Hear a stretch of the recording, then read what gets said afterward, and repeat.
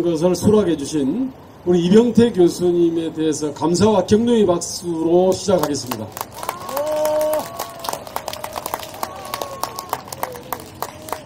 예, 안녕하십니까. 카이스트 경영대학의 이병태 교수입니다. 정말 예상하지 못했던 장소에서 발표를 하게 됐습니다. 이 늦은 주말에 늦은 시간에 함께 해주셔서 우선 감사를 드리고요. 우리 지금 펜앤마이크에서 지금 방송을 송출하고 있지만 저는 문정권이 탄생하기 오래전에 우리 정규제 TV 또 펜앤마이크 방송에 나가서 문재인 대통령이 집권하면 세상이 어떻게 될까, 대한민국 경제는 어떻게 될까를 여러 번 말씀드린 적이 있습니다. 그때 제가 이런 예측을 했습니다. 문재인 정부가 들었으면 문재인발 고난의 행군이 한국에서 시작된다. 제 예측이 맞았습니까? 틀렸습니까? 맞았습니다. 예. 어떻게 하셨어요? 어떻게 알았냐 하면 문정부가 약속한 것은 시장 경제나 경제 원리를 따르는 게 아니라 북구 유럽의 복지국가도 아닙니다. 베네수엘라식 남유럽의 질 나쁜 사회주의, 무식한 사회주의 정책이기 때문에 그렇다고 예측을 했습니다. 지금 문정부가 하는 것이 자유시장 경제 원칙입니까? 질 나쁜 남미식 사회주의 정책입니까? 사회주의, 공산주의. 예, 그래서 결과는 뻔하게 나타났습니다. 이제는 제가 문재인 경제정책의 실패를 제 입으로 얘기할 필요도 없습니다. 한 2, 3일 됐죠? 무디스가 한국의 기업들의 신용 등급을 무더기로 낮출 수 있다라고 경고를 했습니다. 그죠? 예. 그 다음에 우리 요 가까이에 상공회의소의 박용만 회장이 뭐라 그랬습니까? 경제는 다 이미 정치에서 버려져 가지고 고아가 돼 있다고 그랬습니다. 그죠? 이 고아가 아니라 완전히 정치의 노예가 돼 있습니다, 지금. 예. 그리고 또 오늘 뉴스가 뭐냐면 SK 최태원 회장께서 자기가 20년 경영해봤는데 이렇게 한국의 경제가 지정학적 위험에 의해서 어려움에 처해 본 적이 없다. 전대미문의 지금 위기에 처해 있다라고 얘기하면서 이 어려움이 앞으로 30년은 갈 것 같다고 얘기를 했습니다. 동의하십니까? 네. 전 세계에서 글로벌 경영을 해본 최고 경영자들이 천편일률적으로 대한민국 끝났다, 걱정이다, 사업할 기분 안 났다, 이런 얘기를 저는 매일 듣고 있습니다. 그리고 전에는 제가 최고 경영자들을 만나러 가면 제가 다 떠들어야 됐는데 요즘은 저는 한마디 할 얘기가 없어요. 필요가 없어요. 왜냐하면 그분들 하소연 하다 보면 시간이 너무 많이 걸려가지고 하소연만 듣다 옵니다. 그게 지금 현실이에요. 그러면 우리나라 최고 경영자들이 재벌이 욕심이 많아서 그러냐? 아니죠. 여러분, 최근에 2번에 걸쳐서 블룸버그가 한국 경제, 문재인 경제에 대해서 보도를 크게 컬럼에서 썼습니다. 하나는 아시아에서 가장 다이나믹했고 가장 활력이 높았던 한국 경제의 동물적 야성이 문정부의 사회주의 정책에 의해서 완전히 그 야성이 계집안에 들어가 버렸다라고 표현을 했습니다. 그리고 블룸버그는 최근에 또다시 이 한국 경제가 위기에 처해 있다라고 하는 것을 엊그제도 또 보도를 했습니다. 그래서 그런 유수한 글로벌 경제지들이 다 한국 경제에 대한 위험을 경고하고 있기 때문에 그리고 여러분 주위에서 지난해부터 중소상공인들 대기업 할 거 없이 기업하기 어려운 나라를 만들었다는 것에서 다 동의를 하실 겁니다. 그래서 제가 이제는 그 얘기를 더 반복할 필요가 없는데 이제 걱정되는 건 이런 거죠. 여러분 잘 아시다시피 소득주도 성장론이 90% 긍정효과가 있다라는 말씀을 우리 문 대통령이 하셨죠. 가짜뉴스. 그리고 바로 며칠 전에 뭐라 그랬습니까? 경제가 올바른 방향으로 가고 있다고 그랬죠. 가짜뉴스. 예. 문제는 여기에 있어요. 잘못한 걸 알고 모든 세상 사람이 다 아는데 모르는 분이 한 분 있다는 거죠. 한 사람이 있습니다. 그래서 그렇다면 앞으로 어떻게 될 거냐. 올바른 방향으로 가고 있다고 믿는 사람이니까 이 정책을 계속할 거니까 그대로 두면 대한민국 경제는 이제 걷잡을 수 없어진다는 거죠. 이미 경제가 야성을 잃고 자본이 한국을 떠나고 있다면 그럼 끝나는 나라입니다. 그래서 좀 더 구체적으로 하나씩 좀 따져보도록 하겠습니다. 경제는 어려워지는 게 여러 가지가 있는데 단기적인 경제정책 때문에 어려워지는 경우가 있습니다. 정부가 예산을 어떻게 집행하느냐, 금리를 어떻게 설정하느냐, 그리고 기업인들한테 어떻게 기업을 규제를 하고 정부가 관여를 하냐. 그 다음에 이제 뭐 여러 가지가 있는데 지금 우선 이 정부가 들어오면서 가장 청년들한테 희망을 잃게 한 게 뭐냐면요. 문정부 들어오기 전에 박근혜 정부 때 서울에 거래되는 아파트 평균 가격이 한 5억 수준이었습니다. 한 채에. 지금 2019년 7월 현재 6월달 통계가 8억 5천 가까이로 됐습니다. 5억 하던 아파트가 8억 5천이 됐어요. 역대 정부에서 이렇게 많이 올린 경우는 노무현 대통령 때 있고 두 번째입니다.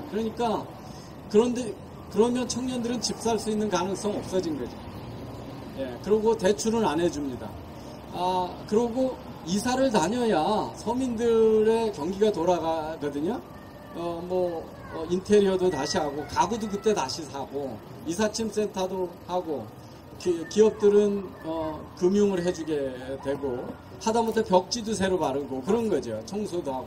이 모든 경기를 다 죽게 하는 정책을 지금 쓰고 있습니다. 그래서 당장 경기를 죽이기도 하지만 청년들한테 미래의 꿈을 단순간에 앗아갔습니다. 저는 도저히 이해하지 못하는 게 뭐냐면 최근에도 여론조사하면 30대는 아직도 문재인 정부에 대한 지지가 부정보다도 긍정이 더 높다는 거예요. 그들의 지금 우리나라 일자리가 어떻게 됐냐면 20대, 30대, 40대, 50대 일자리가 줄고 그걸 60대 이상의 단기 알바 자리를 놨는데, 그리고 집을 살 수 없는 나라를 만들어 놨는데 그 가장 큰 피해를 보고 있는 계층이 아직 제정신을 못 차리고 있다라고 하는 것이 이제 우리 단기 경제의 현실입니다. 성장을 못하면 분배라도 잘하면 좌파 정부가 명분이 있는데 역대 쟁거 중에서 빈부격차, 소득격차는 제일 못 사는 1분위하고 5분위하고 격차를 가장 크게 벌려놓는 정부가 됐습니다. 이 일자리를요, 갑자기 지난달에 48만 개가 늘어났다는 통계를 만들어냈습니다. 일자리는요, 월급 주는 게 일자리가 아닙니다. 일자리의 본질은 뭐냐면 부를 만들어내는 거예요. 그래서 나라의 부를 키우고 그 대가로 월급을 받는 거죠. 그래서 일자리는 일감이 만들어내는 파생상품입니다. 그런데 정부가 만드는 발표한 48만 개 중에 농촌에 늘어났다는 가짜 빼고 하면 정부가 재정으로 노인들한테 알바 자리 만들어 놓은 게 38만 개 정도 됩니다. 그러니까 그 48만 개 중에 일자리다운 일자리는 거의 없습니다. 왜냐하면 그게 뭐냐면 저희 어머님이 지금 85세인데 나라가 이러고도 안 망하고 괜찮냐고 계속 한탄을 하세요. 뭐냐면 저희 어머님 사시는 집 앞에 초등학교가 있는데 학생이 50명인데 아침 애들 등하교 시기에 건널목 지켜준다고 노인들이 12명이 나가서 월급을 받고 있습니다. 그리고 학교 안에 풀 뽑는다고 30명이 일을 하고 있어서 그 노인들, 근데 그거는 어떤 부도 거의 창출하지 않는 억지로 돈을 주기 위한 명분인 거죠.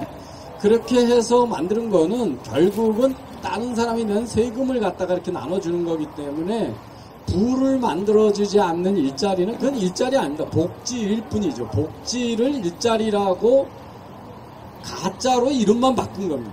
그래서 노인복지를 일자리라고 하노니까 48만 개를 만들었으니까 이거는 통계 조작 일자리 성장을 지금 하고 있다라고 하는 겁니다. 그래서 그게 현실이다. 그러면서 어떻게 했냐면 최저임금을 확 올려놨어요. 그리고 이게 단기적인 정책인데 대기업한테 뭐라고 또 국회에서 법을 만들어놨냐면 중소기업이 생산하는 게 최저임금을 올려놔서 원가가 올라가는 거는 대기업이 물건 사줄 때 그 비용을 다 올려줘야 된다고 강제법을 만들어놨습니다. 그 얘기는 뭐냐면 정책 실패를 다 기업 비용으로 전가하고 있는 정부이기 때문에 이런 게 사회주의 정부입니다.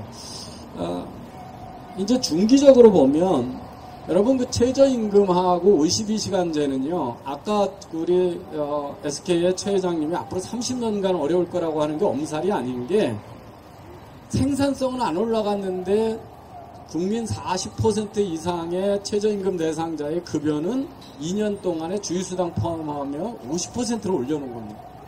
그러니까 생산성이 안 올라갔는데 원가를 50% 올렸기 때문에 이거를 모든 기업의 생산 원가가 올라가면 대외 수출이 당연히 안 되는 거죠. 그래서 이런 문제는 그리고 어제도 지난주에도 빌 게이츠가 좋은 인재 뽑으려면 어떻게 해야 되냐? 직원들한테 자유롭게 일할 수 있는 유연한 근로시간을 주는 게 되게 중요하다. 사람이 살아가는 게 다 다릅니다. 어린애가 있는 경우도 있고 남편이 아플 수도 있고 노부모가 있을 수도 있고 자기가 또 다른 취미도 하고 싶고 그럴 때 요즘 같은 디지털 세상에 왜 딱 시간을 맞춰서 9시에 갔다 6시에 와야 되냐. 집에서 일 많이 하면서 회사 안 가도 되지 않냐.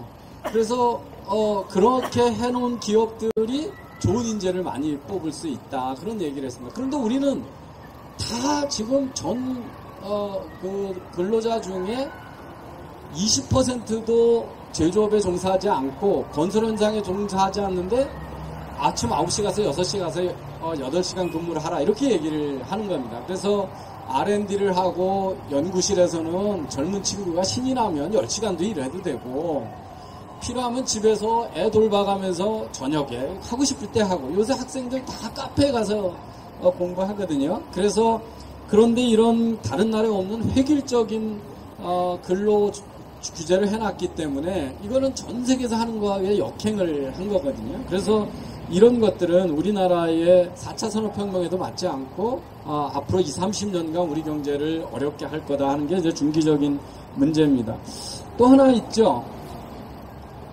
지소미아 파괴하고 한미 관계 어렵게 만들어 놓고 북한하고 안보 어렵게 놓으면 우리 자꾸 지금 어떻게 해야 돼요? 주한미군 주둔 비용 계속 올려줘야 되고 첨단 무기 계속 사줘야 되고 그리고 앞으로 미군이 더 줄어들거나 그 다음에 일본에서 정부 안 주고 그러면 우리나라에 대한 지정학적 위험을 외국에서 높게 보니까 그렇게 되면 우리한테 돈 빌려줄 때 높은 이자로 빌려주게 됩니다. 그래서 이게 코리아 디스카운트의 그 위험을 확실히 높여놨잖아요. 이것도 우리나라가 장기적으로 높은 비용의 금리를 조달하고 조금만 위험이 있으면 우리나라에서 자금이 빨리 빠져나가고 이런 거를 만들어 놓은 일입니다. 또 하나 이거 있죠. 내년에 뭐 문케어다 해가지고 노인들 일자리 만든다, 청년들 수당 준다 그래가지고 내년에 분명히 세금은 많이 줄어들게 돼 있습니다. 왜냐하면 지난해에 비해서 금년에 우리나라 기업들의 상장 기업의 이익이 42% 정도 줄었거든요. 상반기에만요. 그러니까 기업이 이익이 줄으니까 법인세 확 떨어지고요. 소비가 줄어들면 부가세 줄어들고 그 다음에 일자리 쫓겨난 20대, 30대에서 50대 일자리 쫓겨나니까 당연히 근로소득세 줄게 되죠. 그래서 재정적자가 일어나게 됐습니다. 그래서 내년에 정부 예산은 무려 70조의 국채를 발행해야 됩니다. 70조를 국채를 발행하면 그렇게 해서 국가 재정이 마이너스로 가기 시작하면 이자 비용이 엄청나게 발생을 하게 되죠. 그래서 이런 것들, 그 다음에 이제 어떻게 됐습니까? 3년 전만 해도 수조의 이익이 남던 한전을 지금 조단위 적자 기업으로 만들어놨습니다. 탈원전을 해가지고요. 그러면 결국은 전기료를 올려야 되놓고 이렇게 공기업의 부실 기업은 또 정부가 보상을 해줘야 되는 거죠. 그리고 얼마 전에 미국이 중동의 많은 기업들, 많은 나라들이 이제 원전을 짓겠다고 그러는데 한국하고 30개에서 50개 원전 짓는데 같이 하자 이렇게 해서. 근데 원전 산업 지금 완전히 파괴시키고 있거든요. 그래서 중기적으로 우리나라가 어려워지는 지경으로 만들어 놨습니다. 더 근본적인 건 이런 거죠. 장기적으로 어떤 경제가 잘 되느냐는 체제 경쟁입니다. 그래서 자본주의 시장경제 체제를 가느냐 사회주의 체제를 가느냐. 북한하고 우리가 잘 살고 못 사는 이유는 다른 거로 하나도 설명할 수가 없다. 우리는 자유시장경제고 저기는 계획경제고 사회주의 경제였기 때문에 못 사는 건데 이 정부 들어서 어떻게 됐냐. 일해서 부를 만드는 사람보다 놀고 정치하는 사람이 우위에 확실하게 섰습니다. 툭 하면 기업인들 잡아다가 족치고 죄인 취급하고 이 정치가 경제를 완전히 억압하는 시대가 돼서 20년 동안 아무 문제 없던 파리바게뜨 제빵사 파견 사업이 불법이라고 그래가지고 회사를 다시 만들으라고 그러고요. 지난 정부에서 다 컨설팅 받고 했던 그 삼성 바이오 회계를 불법이라고 그래가지고 지금 온통 최고 경영자들을 잡아다 넣고 있고 그러잖아요. 이러면서 우리나라가 어떻게 됐냐면 문정부 들어올 때 세계에서 경제 자유도가 23위였는데 2년 만에 29위로 떨어졌고요. 그런데 그 중에서도 정부 재정을 빼고 나면 실질적으로 우리나라는 경제활동 자유도에서 전 세계에서 40위권 밖으로 벗어났습니다. 이 40위권이라고 하는 건 OECD 국가 밖으로 떨어졌다라고 하는 겁니다. 그러니까 이게 아주 그 선진국의 경제 자유도로 간신히 올려놨더니 중진국 경제 자유도로 떨어뜨린 겁니다. 그런데 여기다가도 계속 지금 규제를 강화하고 있어요. 그러고 있습니다. 더 이제 문화적으로 보면 우리나라가 왜 실업률이 낮으냐 하면 역대 우리 보수 정부가 어떻게 했냐면요. 복지라고 하는 건 크게 세 영역입니다. 국민들이 공부하고 싶은 사람이 다 공부를 할 수 있느냐. 교육을 기회를 줘야 자녀들이 빈곤으로 안 빠지죠. 아버지는 가난했어도 자식이 잘 될 수 있는 것이 교육에 투자입니다. 제가 그런 투자에 가장 혜택을 잘 본 사람이죠. 저희 어머니 아버님은 학교 문턱에도 가보신 적이 없어요.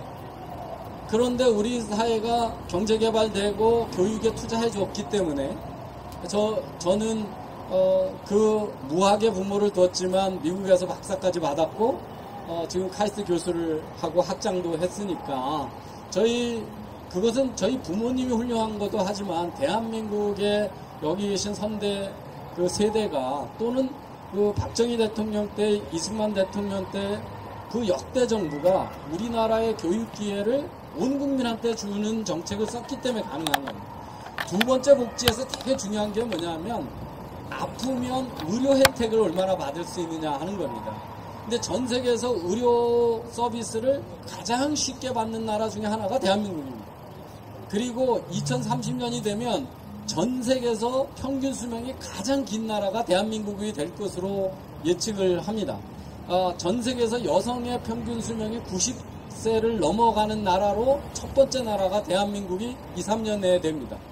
그럴 정도로 우리는 아프면 부자나 가난한 사람들 다 병원 가는 나라를 갈 수 있는 나라를 만들었죠. 그래서 저는 우리나라가 복지가 안 돼 있다고 하는 사람들은 복지가 공급되는 방식이 나라마다 다르다는 걸 너무 모르는 얘기다. 이런 얘기를 합니다. 결과적으로 봐서 교육과 의료는 전 세계에서 대한민국만큼 보편적으로 공급되는 나라가 없습니다. 단 하나 뭐가 있냐면 우리나라가 축적된 자산이 없기 때문에 이 앞에 두 개, 교육과 의료를 제공하는 것만 해도 벅찬 나라였습니다. 그래서 놀고 먹는 사람은 허용하지 않았어요. 그래서 다른 나라보다 적은 복지가 뭐냐 하면 실업에 대한 복지였습니다. 그렇게 그 복지가 낮다 보니까 우리는 어떻게 하냐면 실업률이 낮아요. 왜냐하면 어떻게든 일을 해야 먹고 사는 사회거든요. 일을 해야 먹고 사는 사회였습니다. 그래서 실업이 낮았는데 이번 정부가 들어서 실업에 대한 아무 생각 없이 실업에 대한 복지를 확대하니까 지금 어떻게 되냐면 3개월 일해놓고 6개월 놀고 복지 받아먹고 다시 이런 것들이 부끄러운지 모르는 나라를 만들어 놨습니다. 복지는 설계를 잘해야 생산적 복지가 되는 건데 정부도 우리나라가 지금 어떻게 되고 있냐면 경제활동 인구 3천만 중에 1200만 명이 이런저런 거로 정부 보조금을 타먹는 나라를 이 정부가 만들어 놨습니다. 그래서 그러면 놀고 먹는 게 부끄럽지 않은 나라를 만들면 이게 바로 그 과도한 복지로 망한 그리스, 이탈리아로 가는 길입니다. 그래서 저도 북부 유럽이나 이런 나라만큼 복지 주는 것 줄 수 있으면 참 좋습니다. 그런데 일본도 그렇게 못 줘요. 왜냐하면 우리가 지금 3만 불 국가가 된 게 지난해입니다. 스위스가 3만 불 국가가 된 게 1984년이에요. 그러니까 우리보다 그때 3만 불은 지금 10만 불 정도 되는 돈입니다. 30년 전이니까요. 그래서 그 나라, 우리는 지금 전 세계의 강대국들은요, 선진국들은 국내에서 만들어내는 부보다 해외에서 벌어보는 돈이 훨씬 많습니다. 일본이 우습게 보여도요, 일본은 수출에서 제로가 돼도 이미 해외에 투자한 데서 오는 자본소득이, 이득이 그 경상수지, 무역수지의 반이 됩니다. 무역수지만큼 됩니다. 그러니까 외국에서 돈이 어떻게 되냐면 지금 무역으로 들어오는 돈이 100, 투자해서 들어오는 그 투자 수익이 100 이렇습니다. 그러니까 200의 돈이 들어오는데 우리는 해외에서 투자해서 들어오는 돈 없는 나라예요. 거의 없는 나라입니다. 그리고 일본은 80년부터 지금까지 해외에 가서 물건을 팔아서 기업들이 돈을 축적했습니다.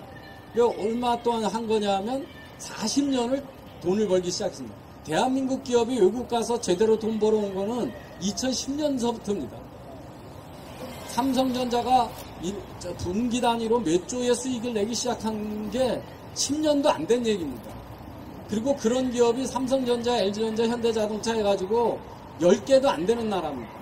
그래서 우리는 축적한 자산이 없어요. 없는데 놀고 먹고 복지 많이 주자. 그러면 개인이든 기업이든 가게든 국가든 벌어들이는 것보다 많이 쓰면 결국은 망하는 겁니다. 예, 그런데 그 망하는 거에 대해서 책임이 없다는 거예요. 지금 이번 정부는 예산 쓸 때마다 슈퍼 예산이에요. 슈퍼 예산이 왜 그러냐? 내년 4월 총선에 다 매표 행위하느라고 지금 슈퍼 예산이거든요. 그래서 이 놀고 먹는 거에 대해서 부끄럽지 않은 나라를, 그런 문화를 만들고, 정치가 경제 우위에 있어가지고 툭하면 김상조 전 공정위장이 툭하면 뭐 대한민국의 3세 재벌 3세들은 경제 자격이 없다.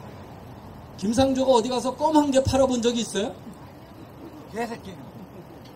아니, 이병철 회장이 그 많은 아들 중에서 이건희 회장 뽑았을 때 이유가 있어서 뽑았겠죠. 그래서 얼마나 많이 키웠습니까? 삼성전자를. 그죠? 예. 그리고 그걸 어떤 기업에 경영자가 누가 자격이 있다 없다를 관료들이 껌 하나 팔아본 적이 없고 알사탕 하나 팔아본 사람들이 어떻게 함부로 얘기를 해요? 그리고 이건 사기업이잖아요. 우리나라가 무슨 공산주의입니까? 정부가 최고경자를 임명해요? 그간 정부가 그런 짓 해왔어요. 어디다가 그런 짓 해왔습니까? KT에다 그런 짓 해오고 국민은행에다 그런 짓 했어요. 그래서 결과가 뭡니까? KT가 SK텔레콤보다 돈 잘 법니까? 우리나라 구청마다 KT 자산이 널려 있어요. 종업원은 3배도 넘는데 이익은 반도 안 돼요. 포스코 옛날에 박태준 회장이 계속 할 때 얼마나 전 세계적으로 잘 나갔어요. 맨날 요새 5년마다 회장 갔다가 감옥 집어넣고 정권 임명하고 나니까 포스코 지금 어떻게 됐어요? 인도에 공장 하나 제대로 못 져요. 10년 동안 가서 로비해가지고 공장도 못 짓고 철수했어요. 그런 회사를 만들어 놓고 정부가 당신들 최고위원자 된다 만다. 그래서 정치가 경제 우위에 올려놓으면 이거는 옛날에 중국이 공산당치하고 이게 북한이에요. 그런데 국민이 놀고 먹는 걸 부끄럽지 않은 사회를 만들어 놓고 정치가 경제 우위에 올라가지고 툭하면 이래라 저래라 하는 나라를 만들었기 때문에 경제가 문화적으로도 우리가 어려운 처지에 했다 이런 거를 제가 간략하게 단기적인, 중기적인, 체제적인 그리고 문화적인 관점에서 문정부가 우리 경제를 어떻게 무너뜨리고 있는지에 대해서 말씀을 드렸습니다.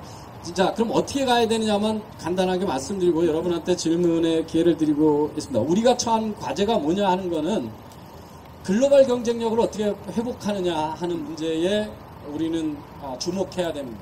우리나라는 지금 아주 심각한 글로벌 경쟁력 위기 때문에 우리나라의 주력 산업이 차례로 무너지고 있습니다. 조선 무너졌고 자동차 위기에 처해 있고 타이어 무너졌고 그 다음에 LCD 같은 저가 가전 지금 다 무너지고 있습니다. 그래서 두 번째는 제조업으로는 우리는 이제 더 이상 청년들한테 일자리를 줄 수 없습니다. 제조업은 우리나라 전체 일자리 중에 20%도 안 되고 다른 나라보다 2배, 선진국보다 2배나 높은 수준입니다. 이게 10% 수준으로 떨어지게 돼 있습니다. 그렇다면 서비스 쪽에서 좋은 일자리를 만들어줘야 되는데 이쪽은 규제개혁 없이는 불가능합니다. 병원이 지금보다 간호사를 2배, 3배 고용하고 의사를 2배, 3배 고용할 수 있을 때 가능합니다. 금융이나 금감원 손에서 벗어나서 자유롭게 사업을 할 수 있을 때 가능합니다. 4차 산업혁명의 새로운 핀테크나 이런 거 다 했을 때 가능합니다. 그래서 서비스업을 산업화하고 학교도 학생 제대로 못한 학교는 망하고 대신 세계적인 바리스타 길러내고 세계적인 소믈리에 길러내고 세계적인 네일 아티스트 길러내고 세계적인 셰프 길러내는 기업들은 영리 학교로 들어와서 사업하게 해줘야 됩니다. 그래야 다양한 직업도 선택하고 우리나라 일자리가 생깁니다.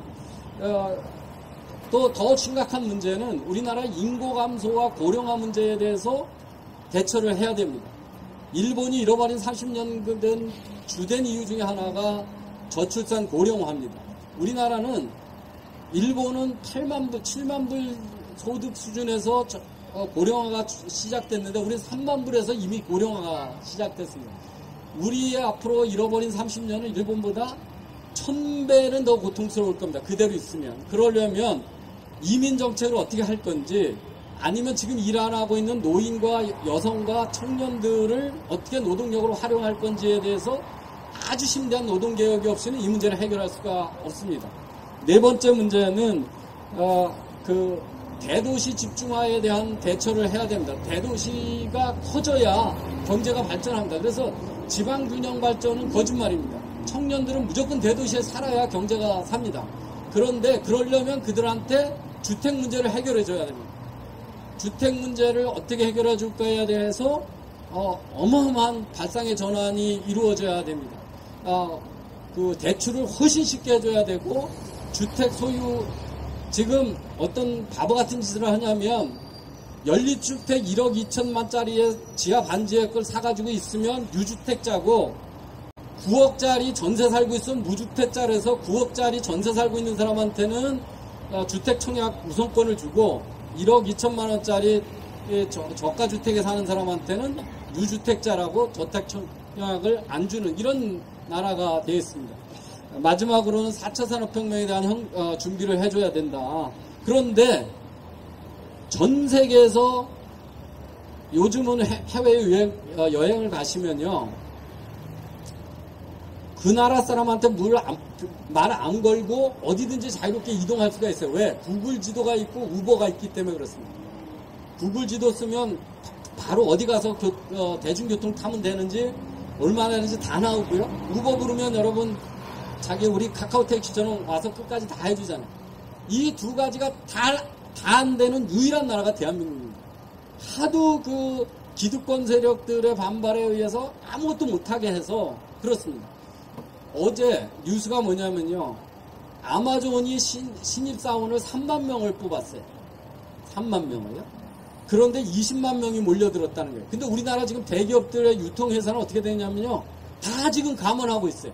이마트도 감원하고 있고 홈플러스도 감원하고 있고 다 감원하고 있어요. 왜? 대기업 유통업체를 이 골목상권 보호한다고 다 신규점을 못 내게 한 거예요. 거기다 52시간으로 하고 최저임금을 올려놔서 그렇습니다. 그래서 이런 유통혁명 이런 거에 따라갈 수 있는 규제개혁하지 않으면 4차 산업혁명에 일자리 안 생긴다. 이 한 4-5가지를 해결하는 방향으로 엄청 어려운 의사결정을 해야 대한민국 경제가 살아난다. 이런 걸로 우리가 해야 될 일을 말씀드리면서 이제 여러분들의 하고 대화를 갖는 시간을 갖도록 하겠습니다. 감사합니다. 아유, 아니 시간이 갈수록 청중이 더 늘어나고 있네요. 그렇죠. 오늘 이따가 보니 그런 생각이 납니다. 우리 예수께서 설교를 할 때 저기 조용한 산사에 가서 설교를 하나 했습니다.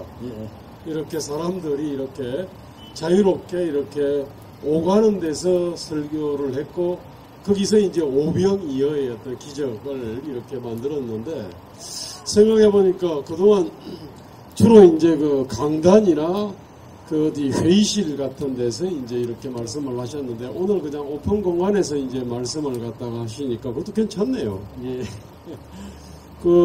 경제 얘기를 갖다 듣는데 사실은 엄청나게 많은 사안들을 갖다가 아주 일관되게 말씀하신 것 같아요. 최저임금, 근로 52시간제, 파리 바게트 5,378명, 직고용 문제, 탈원전, 문재인 케어, 우버, 또 지소미아, 외교 안보 사안들과 체제, 등등에 대해가지고 정말 짧은 시간에, 이런 것도 경제 현안이구나, 이런 것도 경제 현안이구나, 이제 이런 느낌을 들게 만들어 주신 것 같습니다.